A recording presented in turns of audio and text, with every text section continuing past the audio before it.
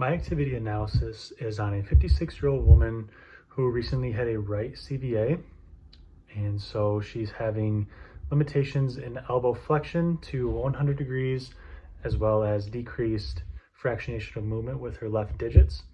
She is the lead guitar player in a folk band that she has started with people from work, and so you can imagine with that decreased elbow flexion, she's having difficulty getting around the guitar, and then having that decreased fractionation of movement kind of impedes her ability to play the strings and play chords as well.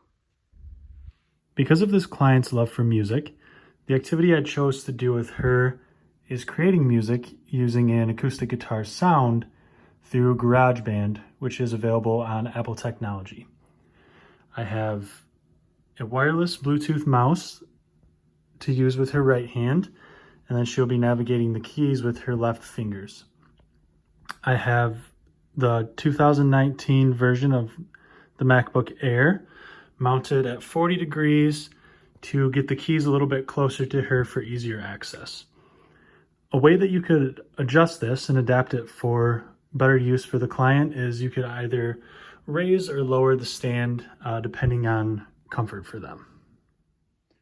So after I open the application for the client, I'm going to have them open the acoustic guitar sound by clicking in the library with the right hand and then using the left fingers to navigate the library to find the acoustic guitar setting. After that, I'm going to have them set the metronome to 40 beats per minute,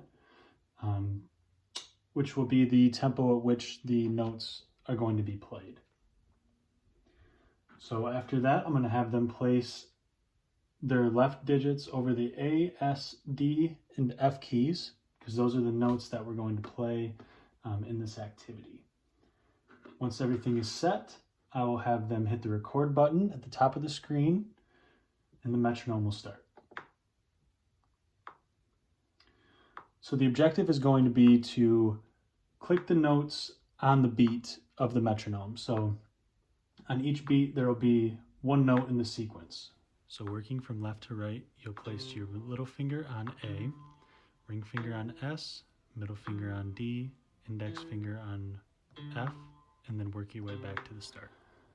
All right, and then I would have them do that for 30 seconds, or excuse me, 45 seconds, which will give them 30 clicks on the keys. And then once it's all done, they can go back and listen to the recording that they just have played. And depending on whether or not it was too easy or too difficult for them, we can grade that activity to make it more challenging or easier. So some ways that we can do this are stringing notes together to require fingers to work together more. So it sounds like.